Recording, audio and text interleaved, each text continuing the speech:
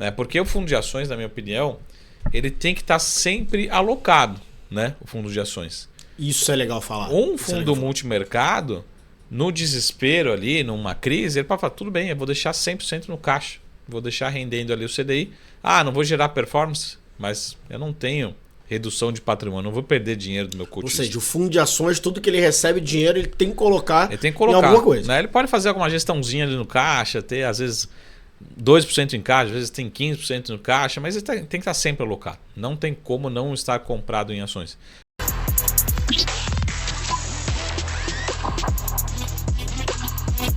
Fala galera, seus FDBs, tudo bem? Estamos aqui com mais um Fundo do Baú e hoje com a terceira e última aula dessa primeira série de aulas que a gente está dando sobre a questão de fundos. A gente faz aí podcast com várias gestoras e é bom a gente deixar sempre claro quais são os passos, quais são os pontos que a gente aborda. Então, tá sendo bem recebido por vocês, graças a Deus. E agora a gente vai falar sobre uma parte que o pessoal gosta muito, famosa ações, fundo de ações. A gente também vai falar sobre fundo imobiliário aqui, né? E alguns outros fundos, fundo exclusivo, enfim. E sempre com o nosso mestre, agora próximo foi dia do professor, nosso mestre Marcos Saravalho. Tudo bem, Marcos Saravalho? Muito obrigado pelo convite de sempre. Mestre em breve, né? Tudo indica que sim, né? Estamos caminhando. Tá no caminho. Tá no caminho, né? Só aguardando agora a autorização do reconhecimento do MEC e outras autoridades. Parabéns a todos os professores aí pelo recente Dia dos Professores, pelo trabalho que a gente sempre diz, né? Feliz é aquele que ensina, que consegue transmitir e muda a vida das pessoas que recebem essa informação, né? Ótimo, e com essa filosofia agora de Marcos Saravalho, a gente começa num ponto mais delicado e um ponto que o pessoal adora, Marcão. Fundo de ações. A gente falou na segunda aula sobre a classe de renda fixa, multimercados e cambial, e agora a gente praticamente tem que ter um programa para falar de fundo de ações, porque você tem vários pontos, uma diversificação muito grande, como dividendos, long short, enfim. Primeiro de tudo, né, aquela famosa pergunta: por que alocar em fundo de ações e não alocar no ativo direto? Primeira pergunta, já uma bomba aí pra gente, depois a gente vai destrinchando isso. Bom, primeiro um belíssimo ponto, uma discussão inclusive que tem... Eu sempre falo, pessoal, é sempre importante a gente acompanhar nas redes sociais, mas sempre ter uma boa base teórica, né, da academia, das ciências. Existem estudos de várias décadas seguidas em relação a investimentos em ações, né? Mas o grande fato é que quando a gente está, de certa forma, delegando o nosso patrimônio, né, deixando numa responsabilidade, o que é isso, pessoal? Você está, de certa forma, contratando um serviço, né? Você está, de certa forma, pagando por esse serviço. Você está falando o seguinte, você tem mais responsabilidade, você é mais profissional nesse mercado, um gestor, por exemplo, do que eu sou um médico, um engenheiro, um dentista, enfim, qualquer outra profissão. Então eu vou contratar um serviço de um fundo de investimento. Você está contratando o serviço. Então lá tem tudo, as regras, né? É importante ler. E usualmente você paga por isso. Então um gestor, ele é profissional, ele vai trabalhar 24 horas para isso, né? Então o que a gente sempre brinca é que um gestor, ele é pago para não dormir, né? Então ele tem que acompanhar as notícias e a melhor decisão para todos os cotistas. Então, usualmente também o que é interessante. Então, esse é o primeiro ponto, tá? Então, você está contratando um serviço, deixando o seu recurso na mão de um gestor, né? E esse gestor, lógico que ele vai cobrar uma taxa de administração para fazer esse serviço. Só que ele é profissional. Ele tem 1, 2, 5, 10, 20, 30 anos de experiência e ele trabalha somente com isso, né? Um gestor, ele não vai estar preocupado, por exemplo, em outras questões operacionais, enfim, outros assuntos. Ele está preocupado em fazer o melhor possível todos os dias para a gestão daqueles ativos que está sob a sua responsabilidade. Você pode fazendo a sua própria gestão? Também pode. Então, eu acredito sempre que é válido você ter a sua carteira de investimentos, mas você também alocar através de grandes fundos de investimentos, né? Grandes profissionais. Então, esse profissional é extremamente qualificado, tem uma equipe muito qualificada e, principalmente, ele vai estar 100% focado em fazer o melhor possível para fazer a gestão, né, a famosa ter a melhor relação risco-retorno dentro daquele mandato do fundo. Tá? Então, ele pode comprar outros ativos? Não, ele pode comprar aquilo que ele tem responsabilidade e ele está autorizado a fazer isso. Tá? É lógico que a gente precisa lembrar também que, por exemplo, Marcos Saravalli, tem muita gente que na pessoa física não gosta, eu não gosto de ficar recolhendo o imposto. Né? A gente sabe que essa parte de imposto é muito chata, muito burocrática no Brasil, é muito difícil. Às vezes você acaba pegando algum erro ali, a Receita Federal, e não tem nenhuma grande preocupação. Você faz uma outra retificação e acaba corrigindo. Né? Mas tem uma burocracia muito grande, tem muita gente que não gosta. Marcos Saravalli, também, eu acabo evitando muito isso. Então eu acabo sendo beneficiado por conta das alocações através de fundos, que você, através de fundos, só vai fazer esse recolhimento no momento que você fizer o saque, fizer o resgate, e você não precisa fazer da posição completa. Você investiu R$10.000, você pode resgatar R$1.000, pode resgatar R$2.000, uma parte do seu investimento. Então, uma série de fatores. Né? E também a gente sempre tem que entender que existem taxas cobradas por esses fundos. Né? A principal taxa que todos eles 100% têm é a taxa de administração, e alguns deles podem cobrar a famosa taxa de performance. Ou seja, se eu performar bem acima do que você me cobrou como referência, eu posso ter alguma cobrança adicional. Né? Mas o mais importante, né? Geralmente, com todo respeito aqui, mas não são pessoas novas, não são pessoas, enfim, que estão chegando agora nesse mercado. Geralmente são equipes muito técnicas, muito profissionais, muito qualificadas e com uma experiência muito grande e, mais importante, focadas 100% na gestão. Você precisa cobrar realmente a gestão a longo prazo. Tá? E, de novo, longo prazo aqui não é 3 meses, 6 meses, 1 ano, às vezes 3, 4, 5 anos. Começa a fazer sentido para você entender. Tá? E no histórico, lógico que a gente tem vários estudos aqui no Brasil e no mundo que mostram também que esses fundos, né, historicamente, né, vão ter fundos que vão performar bem, fundos vão performar não tão bem assim, mas no longo prazo os gestores, que a gente chama ativos, eles costumam ter uma boa performance no longo prazo. Então costuma valer a pena ter participação do seu patrimônio através de fundos. Tá? Então esse é um resumo da alocação através de fundos, e o lado bom no Brasil, pelo menos, é que a gente tem talvez centenas de opções aí para a gente alocar. Não é só através do seu banco, não é só através da sua corretora. Talvez você use a sua corretora para encontrar outros fundos, para alocar outros fundos. Então hoje é muito fácil. Né? Antigamente você precisaria abrir conta em 3, 4, 5 lugares diferentes. Né? Hoje cada fundo. Em cada fundo. Então hoje é muito mais fácil. E você pode alocar, e o que eu sempre falo, não necessariamente e somente o fundo da sua corretora ou do seu banco. Procure fundos também independentes, né, que na média até eles podem ser até melhores aí do que fundos tradicionais de grandes bancos ou grandes corretoras. Né? Não, e você pontuou um negócio que é bem importante, que é a questão do imposto de renda. Falei de vários temas aqui. E o imposto de renda se destaca porque sempre uma dor de cabeça ali, principalmente para o investidor final. E o fundo de ações não tem come cotas, né? Então isso já ajuda muito até na questão do cálculo. Lembrando que o come cotas é aquela semestralmente, aí você tem uma antecipação de imposto de renda, né, de fundos de multimercado, fundo de renda fixa, que o governo faz, porque são fundos longos que você, se quiser ficar a vida toda no fundo, você fica, e talvez em algum momento nunca pagasse imposto, só no final, só quando retirasse ou fizesse algum movimento ali de saída do fundo. Então ele faz isso. O fundo de ações, ele, por incentivo, ele não tem esse come cotas, paga aquele 15% lá quando faz a retirada de DR, que é uma alíquota, uma das mais baixas. Então isso faz muito sentido.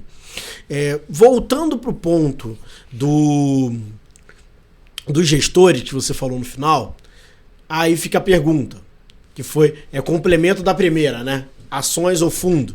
É a questão as referências, o benchmark. Tem alguns fundos que trabalham passivamente até a questão de ações. Então ele bota ali o Ibov como referência, e aí você pergunta, cara, posso comprar Bova 11 e ficar? É um ETF, ok, também tem toda essa parte de taxa. A gente não olha ali diretamente, mas tem. E tem os caras que são mais ativos, né? Então, a gente teve aqui uma galera, o Braga, a gente teve uma pessoal que é bem ativo, geralmente são os mais ativos. Esses passivos, vamos entrando um pouquinho, por que pode ser vantagem? Porque o cara consegue volume nesse fundo ativo, se você for pensar, que é só colocar ali em Bova 11 ou trabalhar meio que o índice ali na sua carteira? Por que você vê que o pessoal aloca também, além do gestor, né? E que passivos também fazem ali que ajudam a ajustar isso? Bom, primeiro a gente precisa entender, principalmente em relação à estratégia, né? A estratégia de alocação. Então, quando um estrategista como eu aqui, outros estrategistas, ele recomenda, sugere você ter uma alocação em ações, uma das primeiras portas de entrada, e para muitos durante a vida toda, vai ser o principal índice de referência. Então vai ser o Ibovespa aqui no Brasil, vai ser o S&P 500 nos Estados Unidos. A gente tem vários índices ao redor do mundo, então é a porta de entrada e acaba virando a referência. Até quando a gente fala assim, a bolsa subiu em 2022, né? Não necessariamente a bolsa subiu, quer dizer que o Ibovespa, o principal índice, subiu. A sua carteira pode ter apresentar uma performance melhor, apresentar uma performance pior. E tem muita gente aqui que diz, por exemplo, se pegar o S&P 500, lá são 500 maiores empresas, mas tem 7, 8 empresas de tecnologia que acabam puxando, determinando um índice. Aqui no Brasil tem toda essa discussão em relação às commodities, né? A gente tem Petrobras, Vale, siderúrgicas, aí exclui um pouco commodities, também a gente tem bancos, mas não é um índice que de certa forma representa a nossa economia, mas representa o mundo de renda variável, da sua alocação em ações. Então muita gente utiliza para construir, por exemplo, portfólios, fundos de fundos, né? Você montar uma estratégia, você vai alocar em Ibovespa, né? Ou fundos que acompanham o Ibovespa, ou ETFs, né? Ou fundos passivos, né? A gente vai acompanhar muito próximo porque você vai estar junto com a média da indústria, né? Fazendo essa alocação. No momento que você vai ganhando expertise, conhecimento, querendo agregar de certa forma algum comportamento, aí você fala, pô, não, realmente eu acho que a tendência agora pro longo prazo é de alta, de valorização, nosso índice está muito barato, está muito descontado, eu acho que eu preciso ter um pouco mais de small caps. Então eu vou comprar também, alocar num fundo mais agressivo, de small caps. Eu acredito que agora a gente tem que ter mais conservadorismo, né? As ações de dividendos geralmente são mais conservadoras. Eu preciso ter uma participação também em fundos que acompanham, tem até um índice famoso da Bolsa, chama IDIV, né? Muitos acompanham esse índice também. Então é a composição na sua carteira que a gente precisa entender. Então quando a gente fala de renda variável, a gente fala, lógico, do Ibovespa, mas aqui na B3 particularmente a gente tem dezenas de índices, né? Alguns mais conhecidos, como o IDIV que eu falei, o índice Small Cap, o índice de sustentabilidade, tem vários índices importantes, IBRX, mas tem alguns não tão conhecidos. O importante é você entender como é que a sua carteira deve se comportar de acordo com o cenário econômico, né? Então, inclusive essa aqui não foi uma aula nossa aqui, a gente não passou por esse tema, mas um ponto importante aqui é um conceito que a gente chama de top-down, né? Entender o que vai acontecer na economia mundial, nos Estados Unidos, nas principais economias, e como o Brasil vai se comportar. E quais aquelas ações, os setores poderiam se beneficiar. Talvez alguns setores poderiam se beneficiar dentro de algum contexto. Vamos pegar o caso aqui, por exemplo, que a gente está vivendo agora. Infelizmente, a gente está passando por um conflito geopolítico no Oriente Médio. E aqui no Brasil a gente tem ações do setor de petróleo.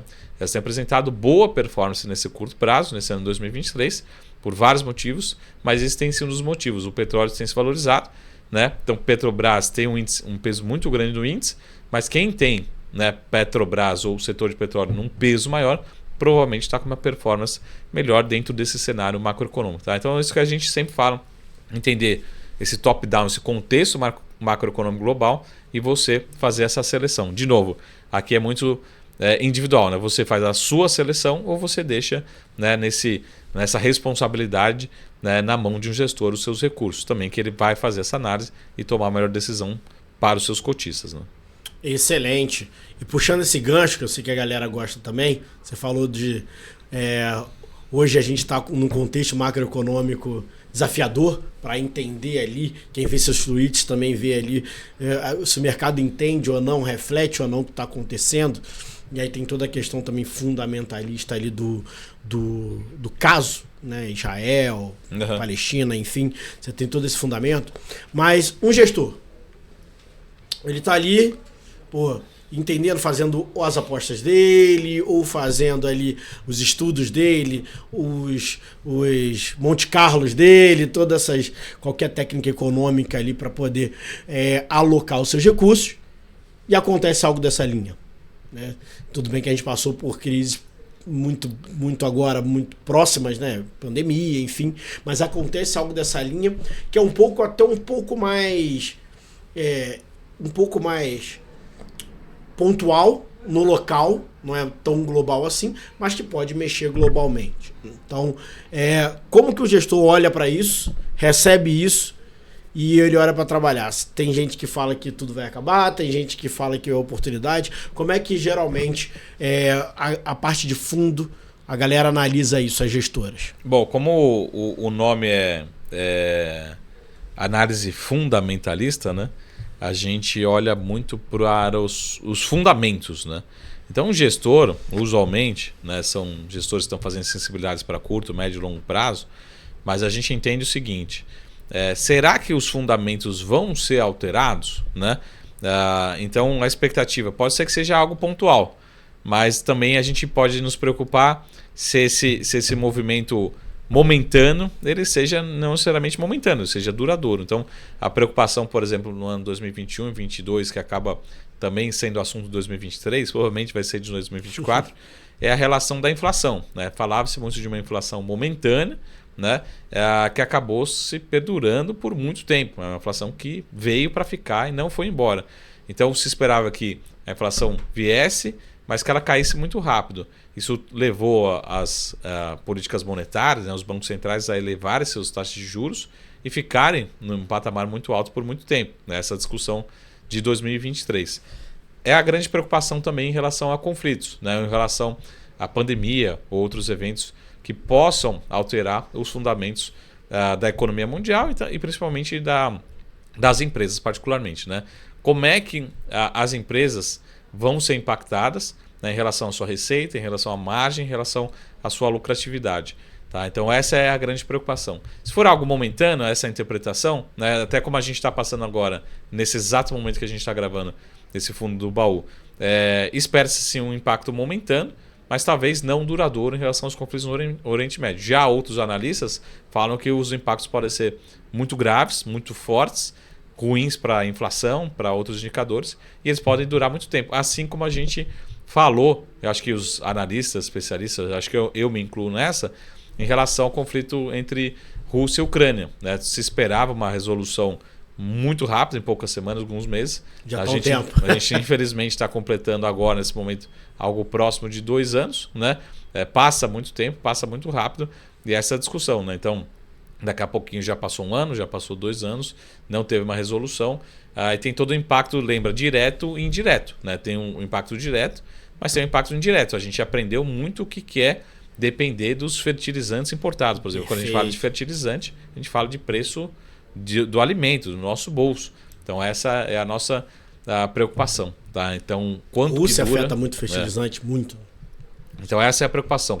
Como dura, quanto dura, né? E como que esses impactos podem ser duradouros ou momentâneos, né? E como isso vai afetar os fundamentos. Aí o gestor vai tomar a decisão se realmente é necessário fazer alguma alteração no seu portfólio ou não, né? Especificamente. Então essa tem sido a discussão aqui em relação a esses conflitos exatamente agora no Oriente Médio, né?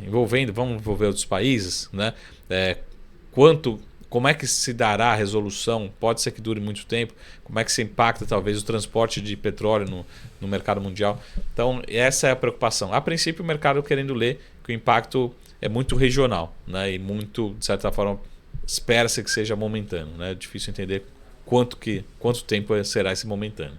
Você vê que a parte gráfica de análise, ela fica talvez mais prejudicada que a fundamental, a parte de fundamentos começa a ter um protagonismo. Como é que se dá isso? Essas duas gente que geralmente é a guerra do mercado, né? O grafista com o fundamental. Como é que dá isso? O fundamentalista com o grafista, como é que você vê nesses momentos, né? Usualmente, assim, não o que eu gosto muito e acho que os grandes gestores também, eles conseguem unir muito bem os fundamentos junto com a parte técnica, tá? Não é só o gráfico. O gráfico ele é uma representação de argumentos técnicos, né? De comportamento, de compradores e vendedores, enfim. Então, quanto mais informação a gente tiver, melhor ou tende a ser, né, a melhor decisão na tomada de decisão, né, do gestor como um todo. Então, quando a gente olha para os fundamentos, né, será que, por exemplo, os gestores já estão se comportando, reduzindo suas posições em renda variável ao redor do mundo, né? Qual que é o tamanho da percepção de risco agora nesse momento? Né? Será que o movimento de short ou de posições vendidas? Então, tudo isso é uma parte técnica que precisa ser avaliada para você tentar antecipar algum movimento, né? Então, eu brinco assim que lá no Covid de Covid-19, né, no começo de 2020, a gente já tinha algumas informações, mas o mercado foi surpreendido negativamente de uma forma muito rápida, né? Então, quase todos foram afetados. Mas quem já vinha com uma preocupação ali em janeiro, fevereiro, já estava se posicionando porque a gente tinha, né, também outros conflitos que poderiam sugerir ali uma tomada de decisão mais conservadora, né? Mas é muito difícil, quando tem, por exemplo, um conflito no Oriente Médio, de certa forma você fala, deixa eu olhar um pouco para o passado para ver como o mercado reagiu. Se tiver uma crise no petróleo, o mercado deve reagir dessa forma. Mas o Covid, né, foi algo realmente muito isolado, muito rápido, e a gente, de certa forma, não sabia quem que era o inimigo, né, naquele momento. Então, a maioria dos gestores, a maior parte, pouquíssimos, né, ficaram de fora, né? A maior parte foi surpreendida negativamente e todos foram impactados, né? Então, acho que quando a gente fala de gestão de portfólio, a gente está realmente sempre preparado para o pior, né? Então, assim, espera-se, né, o melhor, mas esteja sempre preparado para o pior, né? Mais uma frase. Volta naquela questão do risco, né, que a gente falou das outras aulas. Exatamente. Que o cara tá ali sempre com a pulga atrás da orelha, né? Ainda mais quando vê um boom, né? Você falou do Covid. O próprio 19, eu lembro que a gente tinha ali contato com algumas gestoras. O nosso ano de 2019 foi muito bom, né? Exato. Então o pessoal já ficou meio que com a pulga atrás da orelha, olhando assim e falando, cara, como é que vem esse 20 aí? E aí começou ali no começo de 20 algumas coisas mais fracas, você via um fundo imobiliário que a gente vai falar um pouco mais à frente, ali já dando uma corrigida, enfim, e aí depois veio tudo que aconteceu, né? Enfim. Sim. Você vê, Marcão, que assim, até pra gente, né, esse primeiro bloco, a gente ficar mais no fundo de ações, você vê que realmente, você falou muito da experiência do gestor, ele realmente se prova passando por essas crises, se prova passando pela velocidade que ele reage, isso mesmo que dá essa canja pro cara ali, ele tá junto. Hoje também, como a gente falou até nesse episódio aqui, a parte também de instrumental também tá tão forte. Então hoje você vê até IA entrando, enfim, que ele também consegue amenizar algumas coisas. Ou essa parte da crise é realmente algo importante para calejar o cara. Bom, agora vamos para o momento polêmica, né? Desse episódio aqui. Polêmica? Lembra que tem um cara que fala polêmica? Para a parte de fundos de ações, né? E aí, o que eu mais gosto, pessoal, para você analisar um fundo, é você pegar qual que é a longevidade, qual que é o período de existência de um fundo, né? Ou de uma casa de gestão, né? Pô, eles têm quantos anos? Eles têm 2 meses de existência. E o pessoal tem, com todo respeito aqui, e pode ser muito bons, né? Uhum. E eu, Marcos Salvar, posso estar completamente errado. Mas tem 20 anos de idade, né?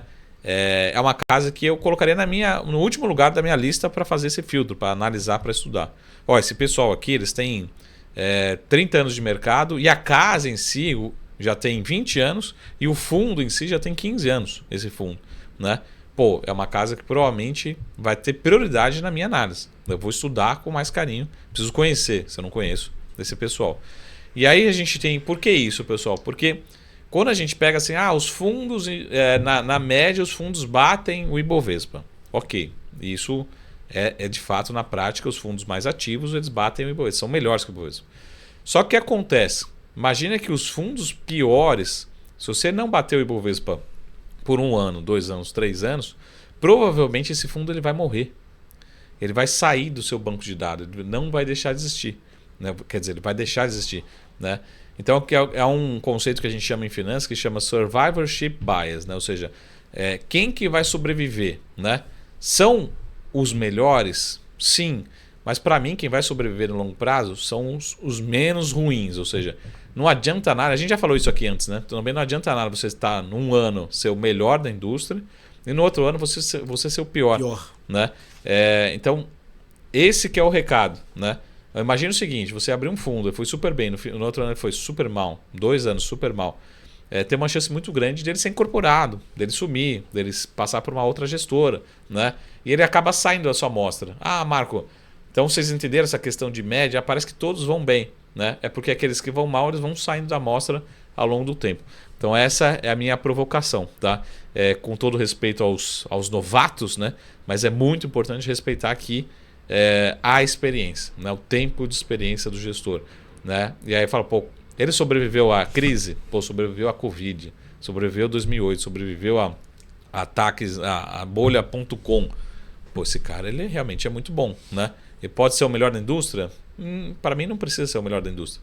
Mas como ele se comportou nas crises anteriores, ele está aqui ainda. 10, 20 anos de mercado, com o mesmo fundo, com a mesma gestora, com os mesmos, até porque com o mesmo tem time. O comportamento, né? O comportamental dele. Não só a questão da estratégia, mas como o cara se comportou, né? Exatamente. Às vezes em 2008 o cara falou, panicou e falou, acabou. Ué, tem gente que com certeza deve ter tido. Que fechou. Fechou, panicou e falou, não quero mais isso.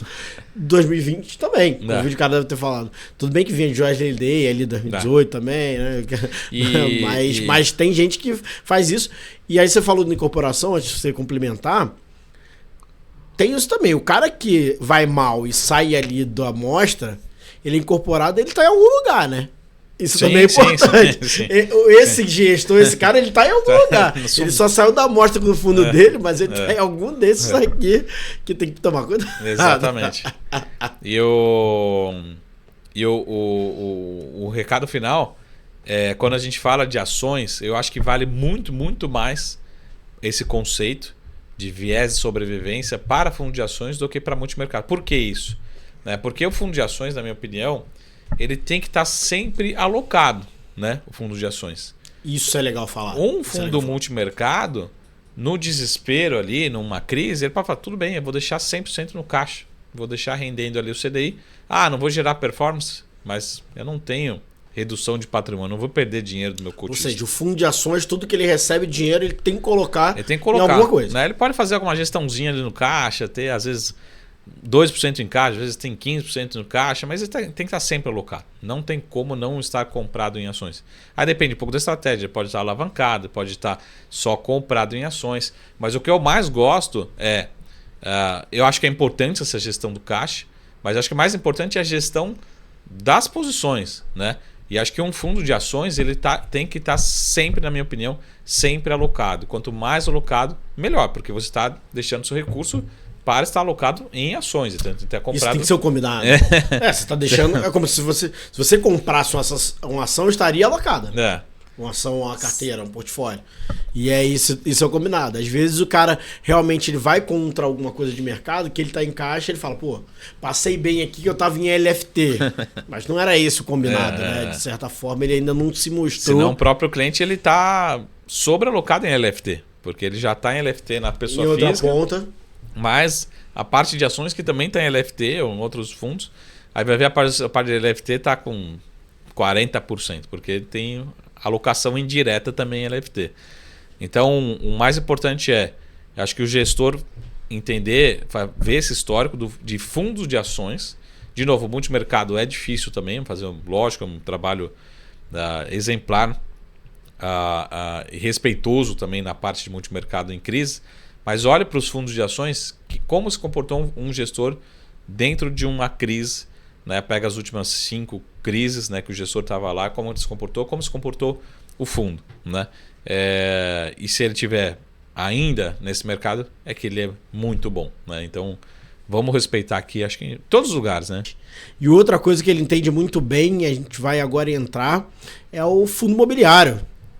Essa categoria que surgiu... Vou deixar ele falar um pouquinho, mas surgiu para realmente você participar de parte de empreendimentos imobiliários sem precisar comprar um apartamento ali para poder fazer essa valorização. E depois foi se construindo em fundo de papel, fundo de tijolo, enfim, a gente vai destrinchar isso. Marcão, se você fosse falar uma vantagem do fundo imobiliário, que é uma coisa que eu sei que você olha bem de perto, qual você acha que seria? Tirando aquela questão de ter que tirar... inquilino, tem que mandar a polícia lá, tirar o cara, tirando isso tudo. Dor de cabeça. Até já fazendo uma propaganda aqui, pessoal. Se você perdeu o FDB especial também como o IS, das maiores referências do país em fundos imobiliários, né? Ele foi um dos fundadores dessa categoria aqui no país. É um dos fundos também que a gente gosta muito, né? Eles têm uma casa de gestão lá com bilhões de reais em fundos, um dos maiores fundos imobiliários do país. Dê uma olhada nesse capítulo, né? A famosa REC. REC, Real Estate. Então, falando aqui sobre os fundos imobiliários, tem uma série de vantagens, mas principalmente o fato é o seguinte: no mundo todo, mas principalmente brasileiro, adora investir em imóveis, né? Não tem como. E a gente ainda a gente precisa agradecer que a gente tem as opções, né, de investir através de fundos imobiliários, né? Mas por incrível que pareça, os imóveis não é uma renda fixa, né?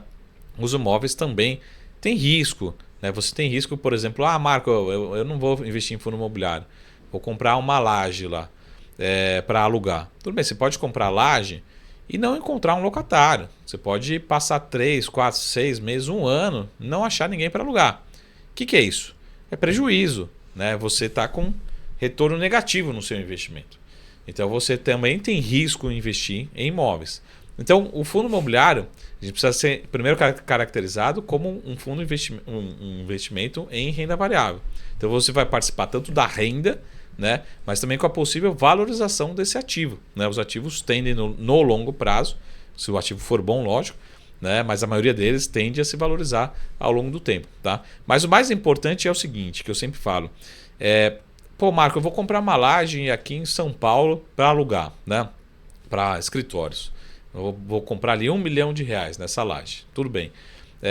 Mas até ficar pronto, documentação, né? Vamos pegar esse caso. Então você compra o fundo imobiliário amanhã, você aperta o botão, colocou na sua corretora, né, o recurso lá, você compra, tem uma liquidez muito rápida. Mas acho que o ponto mais importante é o seguinte: 2 pontos aqui. Primeiro, a diversificação, né? Você não vai ficar concentrado em uma laje. Você pode diversificar, por exemplo, com R$1 milhão, você pode diversificar em 20 fundos diferentes, 30 fundos diferentes. A gente tem liquidez para isso, né? Uma carteira maior do que isso começa a ficar não tão ótima assim, né? Então, mas você pode ter 10 fundos diferentes, 20 fundos diferentes. Você pode ter um pedaço de um hospital, um pedaço de uma escola, um pedaço de uma agência bancária, um pedaço de um galpão, né?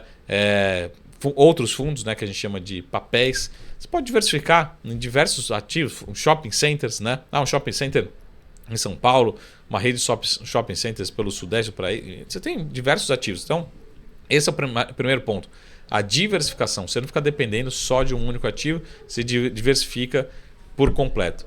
E mais importante, eu acho que é o inverso também, a saída, né? Quando a gente fala, eu brinco assim com todo mundo. O Pedro me ligou e falou assim: eu não quero mais aquela laje, eu vou vender, estou precisando de R$100 mil daquela laje que eu comprei. Porque eu quero trocar de carro, eu quero fazer uma viagem com a família. Como que você vai vender um banheiro, né? Não dá para Verdade. Não dá para você vender um pedaço da laje. Uma sala. Né? Uma sala. Você tem que vender o imóvel todo, você tem que colocar o imóvel à venda, né? Não, aqui em fundos imobiliários eu quero vender só um pedaço. Eu tenho R$1 milhão, mas eu quero fazer o resgate de R$1 milhão, tá? Então tem uma série de benefícios. Então tem o benefício de imposto de renda, tem outros benefícios da chatice do locatário. Tem uma série de benefícios, mas para mim esses são os 2 principais benefícios, né? Em termos de estratégia. Diversificação. Você vai com certeza estar exposto aos melhores ativos do Brasil, né? Dificilmente um fundo imobiliário vai ter um ativo lá horroroso, dificilmente, né? Pode ter um ativo mais arriscado, outro menos arriscado, mas são os melhores ativos do Brasil, os melhores shoppings, os melhores galpões, né? Então, Marco, como é que eu consigo ser dono do melhor galpão que está alocado para a Natura, por exemplo? Não tem como, só se você for bilionário, né? Para comprar um galpão de R$50 milhões, né? Não tem como, mas você consegue comprar um pedacinho via fundo imobiliário. E mais importante é o resgate, a volta, né? Você consegue a liquidez. Imagina o seguinte, né? Vamos isolar aqui na Madeira, mas você precisa de R$1 milhão porque teve um evento de saúde na família, enfim, vai precisar usar o recurso, e você precisa vender o seu imóvel, né? De duas uma, ou você vai passar 6 meses, 1 ano tentando vender aquele imóvel, porque não é fácil, né? Às vezes você encontra dificuldades se o imóvel não for tão bom assim. Ou você vai ter que jogar um desconto muito grande. Você vai ter que, liga lá na corretora, joga 30% para baixo, vende por 700 mil que eu estou precisando do recurso para ontem. Na bolsa, não. Você aperta o botão, coloca uma ordem aqui, tem fundos que negociam 2, 3, 5 milhões por dia, né? Você vende assim R$1 milhão, você vende rápido. Então, eu acho que tem uma série de benefícios, a gente poderia listar aqui 10 benefícios, né, dos fundos imobiliários, mas para mim esses são os 2 super importantes que a gente precisa lembrar na alocação, né? De novo, o brasileiro gosta de investir em imóveis, faz sentido, mas conheçam também, né, as alternativas e todos os benefícios de investir através de fundos imobiliários, né? Falando de cabeça mesmo, de mindset, então assim, é dado, né, como você falou, que o brasileiro gosta de investir em imóveis. Isso aí não tem dúvida. É uma coisa talvez que fica até muito fácil também de entender. E o fundo imobiliário, de certa forma, não é uma coisa difícil de entender, no sentido de, cara, você está comprando um pedaço daquele imóvel, enfim, você tem um portfólio dos imóveis. A gente tem realmente uma regulação no Brasil que é bem interessante. Então é muito difícil você ter coisas ali fora ali de um padrão alto, né, high. Então você tem shopping de BR Malls, Multiplan, coisas que não precisa a gente nem falar da procedência. Mas a cabeça. Então a gente vê muitas críticas do fundo imobiliário no sentido que, se ele for vendido como uma alocação em ações, ele talvez não faça sentido. Se ele for vendido ou passado como vamos realmente alocar em imóvel, aí faz sentido. Então, como ter esse drive? Então, você vai, hoje então, que questão de influência, você vai para uns que falam, cara, meu Deus, isso é muito ruim, fundo imobiliário, e o outro lado, cara, fundo imobiliário é interessante, você pode comprar uma cotinha só, lembrando isso, você pode comprar uma cota, enchendo ali o pote, quando vem o dividendo você recompra e pode ir nessa linha. Então, como pesar isso, né? Se você for fazer um investimento, questão de ações também, vou fazer um investimento em renda variável, ele faz sentido? Enfim. E do outro lado, eu acredito até que faça mais, né? A questão de você comprar parte imóvel. Como é que você vê isso na questão de aplicação em si? Primeiro, vamos só dar um passo atrás aqui, fazer a conexão com o bloco anterior em relação a ações, né? Por que, se a gente olhar no longo prazo, por que o Ibovespa sobe, né? Por que um fundo sobe, né? A gente tem 2 variáveis dentro da composição daquele índice ali. Um é o ganho de capital, que a gente vê todo dia a valorização das ações, né? Mas uma parte muito relevante é a distribuição de dividendos. Então, para o cálculo do retorno no longo prazo, né, é como se o gestor, e aí por isso que a gente fala, se um fundo de investimento ele vai receber esse dividendo, ele vai comprar mais ações, a maioria das vezes daquela própria empresa, né?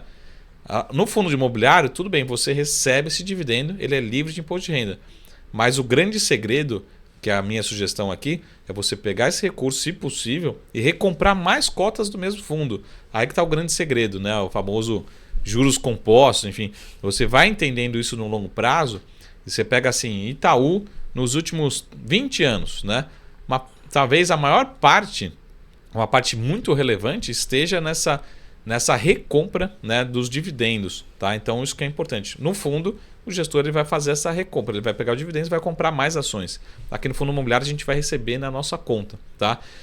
Então, de novo, os fundos imobiliários, mesmo sendo classificados como renda variável, ele não tem a mesma volatilidade, não tem a mesma oscilação das ações, né? Então, de certa forma, como a gente fala que volatilidade é quase um sinônimo de risco, né?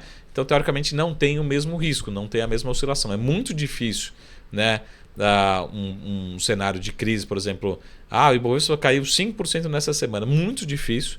Na média, né, o índice de fundo imobiliário mais conhecido é o IFIX. É muito difícil o IFIX ele cair 5% no mesmo período do que quando as ações estão caindo 5%.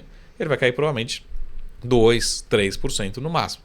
Tá? Então, ali no curto prazo, ele pode ter metade das oscilações, metade dessa volatilidade, né? Mas, ao mesmo tempo, em períodos de alta, a gente não espera que os fundos imobiliários tenham uma valorização, né? Não faz sentido, mesmo porque os fundos imobiliários têm um patrimônio, né? Ele tem que acompanhar, de certa forma, próximo do seu patrimônio, não tem como, né, você ter uma valorização muito superior, né, quando a gente tem essa valorização da renda variável. Então, eu tenho, de certa forma, algumas características de riscos semelhantes, mas historicamente tem menos oscilações, o que pode se dizer também que a princípio tem uma percepção de menor risco. Tá? Então, como a gente diz, ele é ações? Não. Né? Ele é renda fixa? Não. Tá? Então, ele é um instrumento para te entregar um patrimônio, né, constante, né? Ou seja, você receber esse retorno, né, ao longo do tempo, né, mas que ele vai oscilando ao longo do tempo. Então, muitos dizem, né, que é uma renda variável, com algumas características parecidas com ações, mas não é ações, então é uma renda variável, mas com uma volatilidade, uma oscilação ao longo do tempo bem menor do que a gente tem aqui no nosso Ibovespa, por exemplo. Tá? Então, é essa característica que você precisa entender. Tá? Assim, cuidar com os exageros que a gente vê por aí, classificando como renda fixa, e cuidar com os exageros que colocam ele junto com ações, por exemplo. Tá? Então, é um ativo que pode agregar um bom retorno para você, mas entendendo que ele tem oscilações, tem volatilidade, mas historicamente bem menor do que as oscilações, né, e o risco que a gente vê nas ações na média como um todo. E nesse caminho, Marcão, você vê gestores que partem de fundo imobiliário, tá? Que partem da questão de imóvel físico mesmo, o cara que era incorporadora ou sempre foi muito tempo ali, e virando a chave para fundo imobiliário também, para poder ter isso complementar, até para subsidiar algumas coisas da própria incorporação. E você vê do outro lado a galera de fundo de ações vindo para trabalhar com fundo imobiliário, abrindo fundos imobiliários, fazendo setores ali dentro da asset de fundo imobiliário. E aí voltando para a questão da experiência, né? Quem sabe mais? Quem está mais ali próximo de questão de imóvel? O que driva mais realmente a questão do fundo imobiliário? É realmente o cara ter a noção do imóvel ali, tá próximo, ou a questão de o cara entender o mercado, entender para onde vai? Pode ser que o imóvel seja excelente, mas você tem a questão de setor, shopping, enfim. O que realmente o cara tem vantagem? O cara que realmente está muito tempo na questão de imóvel, ele tem essa vantagem? Bom, eu acho que para responder e não responder, eu acho que essa aí, se responder até o pé da letra, fica comprometida. Eu vou responder sem responder, e para criar um terceiro agente aí no mercado, eu acho que quem entende muito desse setor, que acho que vai ser o grande vetor de crescimento, até o Moise também falou muito sobre isso, é quem entende de crédito. Né? Boa. Então, excelente. Por que acontece? Qualquer veículo, né? A gente sempre falou o seguinte: a gente está financiando alguma coisa, né? A gente está financiando, juntamos aqui 10 cotistas, a gente juntou 100 milhões de reais aqui, a gente vai construir um galpão. Então a gente está financiando aquela construção daquele galpão, depois a gente vai virar dono daquele galpão. Não, a gente está financiando, né, o crédito para aquelas obras de construção de uma de casa, de um prédio, um empreendimento imobiliário.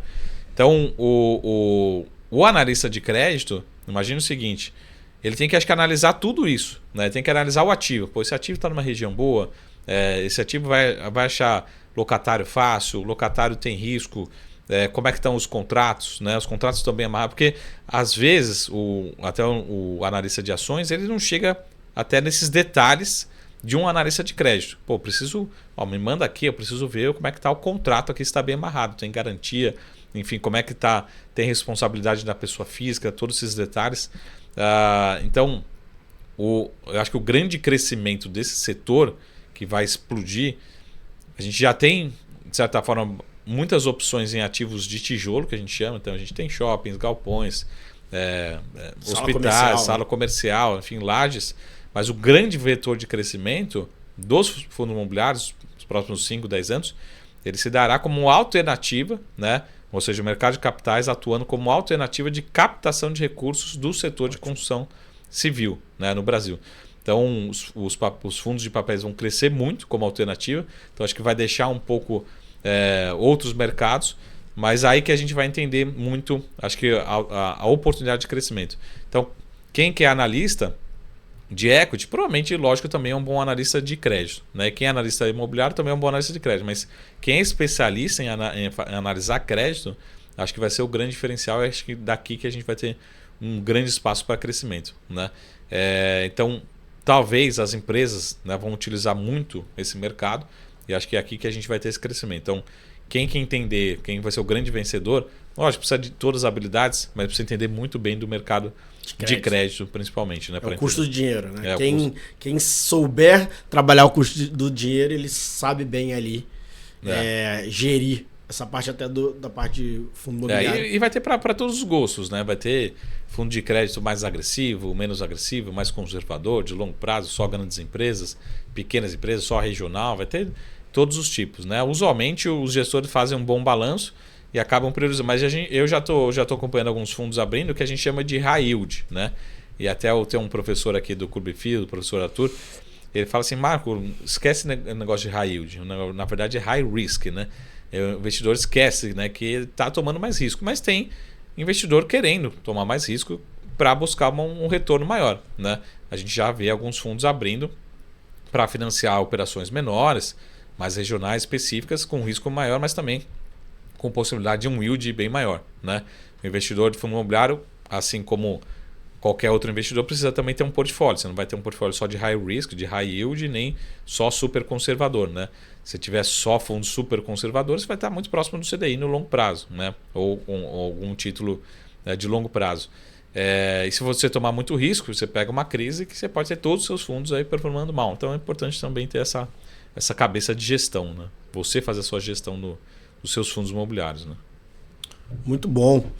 Deu para entender então bem que a questão do FI, né, o fundo imobiliário, ele entra como RV, renda variável, só tem que ele pega uma caixinha realmente bem separada ali na parte do portfólio do cliente. Né? Ele não é a renda fixa, não adianta, que a renda fixa da renda variável não é, né? Que vai ver oscilação, vai ver realmente acontecer, e ao mesmo tempo também talvez não tenha a intenção de ser uma ação. Isso acho que é importante colocar na mente. Né? Não queira, se for para ser ação, trabalho com ações, né? Acho que é mais fácil do que isso, né? E botando um negócio em comum até no próximo tema, né? Que não vai ser muito longo, até porque nosso tempo daqui a pouco já expira, mas uma coisa em comum, talvez com o fundo imobiliário e com esse tema que é o fundo exclusivo também, é uma questão que se já vem há um tempo discutindo, principalmente de governo, da taxação, né? Do fundo exclusivo, dos dividendos, e aí o fundo imobiliário também entraria.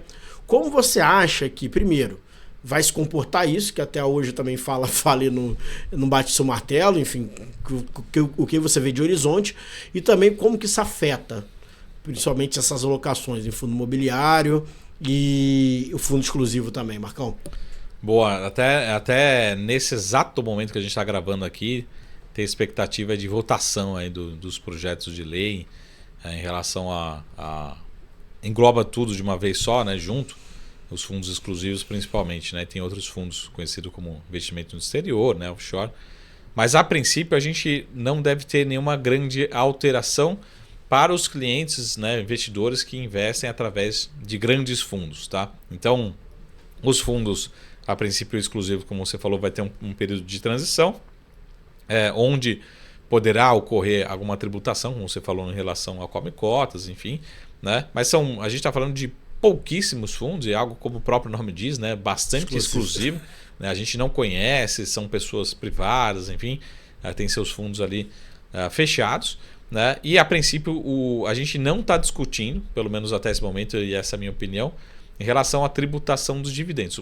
Dividendos eu digo para pessoas físicas em fundos imobiliários. Só lembrando que hoje em dia a gente tem outros fundos listados em bolsa que também são fundos de renda, que também tem essa característica de isenção de imposto através de benefícios para a pessoa física, né, que também não estariam incluídos. Tá? Então a gente está falando sobre fundos exclusivos e fundos offshore nesse momento, e alguns poucos fundos, até o Moise também explica bem também, alguns poucos fundos que eram fundos imobiliários, também listados em bolsa, mas que eram, de certa forma, pseudo-caracterizados como fundos individuais ou familiares. Né? Então esses fundos vão ter que ou fazer esse recolhimento ou ter mais cotistas, ter mais liquidez. Tá? Mas a princípio todos os fundos listados em bolsa não serão afetados, a gente não está passando por essa discussão. O que pode ter a discussão, infelizmente, vou isolar aqui na madeira de novo também, né, em relação à possível tributação dos dividendos de empresas ou o fim da existência do JCP. Essa é uma outra discussão, tá? Mas a princípio, para quem é cotista de fundo imobiliário, a gente já teve até alguns outros momentos mais quente, né, essa discussão, mas a princípio segue com todos os benefícios, não só para fundos imobiliários, mas outros fundos que tenham isenção para imposto de renda, seguimos com esse benefício para a pessoa física. Não deverá ser alterado. Tá? De novo, a gente está ainda em período de debate, né? Ainda não foi aprovado a linha final, mas não deveremos ter esse fim desse benefício para as pessoas físicas que investem através de fundos imobiliários. Ou seja, continuamos como... Lembrando, só para deixar claro, tá, pessoal? O benefício é em relação ao recebimento dos proventos mensais, tá? Que acabou na verdade, sendo caracterizado como mensal. Então, o benefício está em cima desses proventos mensais, tá? Existem alguns outros fundos, que não necessariamente são fundos imobiliários, mas estados também em bolsa, que têm benefícios adicionais. Mas é esse benefício que, na minha opinião, não está sendo discutido e deve continuar como está hoje, tá? Em relação a esse recebimento isento de imposto de renda para a pessoa física. E esse provento mensal acabou, como você falou, caracterizado mensal, porque o fundo ele faz isso também como uma atratividade, né? Ele deixa mensal, mas ele não necessariamente, no mandato dele, precisa ser mensal. Não, né? Pode não ser irregular, enfim. Não tem nenhuma regulação, não tem nenhuma lei. Na lei existe um prazo, né, para fazer essa distribuição, mas acabou se criando essa tradição e muitos acabaram adotando realmente como um regulamento, né, interno. Mas o prazo ele não é mensal, pode ser diferente de mensal. Já tivemos fundos que não tiveram esse pagamento mensal. Tá? Então é importante entender cada fundo. Mas a lei não necessariamente obriga a ser mensal, obriga essa distribuição, mas de uma forma em períodos recorrentes, mas não necessariamente mensal. Ótimo. Marcão, aproveitando esses últimos minutos e botando essas 3 aulas aqui num balaio de gato, como chamam. Composição de carteira de fundos. Fazer só uma carteira só de fundos. Não vou fazer mais nada, não vou olhar ação, não vou olhar nada. Primeiro, faz sentido? Uhum. Primeira pergunta. Segundo, qual seria hoje sua carteira ideal? Isso é bom. Só de fonte. Só de fonte. Composiçãozinha ali. Pode botar moderado, pra gente também botar um pouco mais específica, mas só pra gente entender como a gente pensa na montagem dessa carteira de fundos. Boa. Eu acho que sim, dá para montar uma carteira só de fundos, né? Acho super saudável. Eu acho que vamos pegar um perfil médio, né? Mas quanto menos tempo livre a gente tiver para se dedicar a essa autogestão, vamos dizer assim, mais eu acho que você tem que utilizar os recursos dos fundos na sua carteira. Então, a gente sabe que hoje cada vez mais o tempo é o ativo escasso, né? Fala assim, Marco, não, eu tenho 30 minutos por semana para me dedicar ao meu portfólio. Tá, beleza. Mas esses 30 minutos você não poderia estar se dedicando à sua família? Então, vamos deixar aqui 30 minutos por mês, né? Para você sentar junto com seus assessores, consultor, para atualizar a sua carteira de fundos. É suficiente, né? Então, cada um faz a sua decisão. Não, Marco, eu tenho 1 hora todos os dias para fazer esse trabalho. Dá para montar uma carteira de fundos e você também ter o seu portfólio, mas você precisa dedicar, sempre se atualizar, sempre estar acompanhando. Tá? Em termos de alocação, eu acho que é sempre importante, como a gente falou em todas as aulas aqui, existem fundos que você vai utilizar uma parcela para a sua liquidez, né, para a sua reserva de emergência, enfim. É importante, hoje a gente tem uma série de fundos. Esses geralmente são mais passivos mesmo. E é super acessível, liquidez D0, às vezes nem D0 você precisa, D1 é suficiente. Né? Uma parcela importante também de acordo com o seu perfil, de acordo com necessidade, enfim. Mas acho que é mais importante, mais do que renda variável, ações imobiliários, mas hoje a gente tem uma carteira bem diversificada de fundos multimercados. Multimercados a gente vai desde o mais conservador até um agressivo, até aqueles que são, de certa forma, acompanham de algum momento a Bolsa ou a Bolsa Internacional. E é importante também ter essa diversificação do seu portfólio. Tá? Então, Marco, eu tenho fundos multimercados, mas todos eles Brasil. Não, tem fundos multimercados que acompanham o mercado internacional. Tem fundos multimercados que estão em dólar. Né? Então, hoje a gente tem uma série de fundos multimercados, cada um com a sua característica. Né? E lógico, de acordo com o seu perfil, se for um perfil moderado, é importante também ter, né, no longo prazo, uma parcela de renda variável. Acho que sendo moderado, agressivo principalmente, você precisa ter uma participação de renda variável, seja em ações no Brasil, ações no exterior, né? Fundos mais conservadores, fundos mais agressivos, mas é importante ter uma posição. Hoje, se você tiver, por exemplo, 20% em renda variável, né?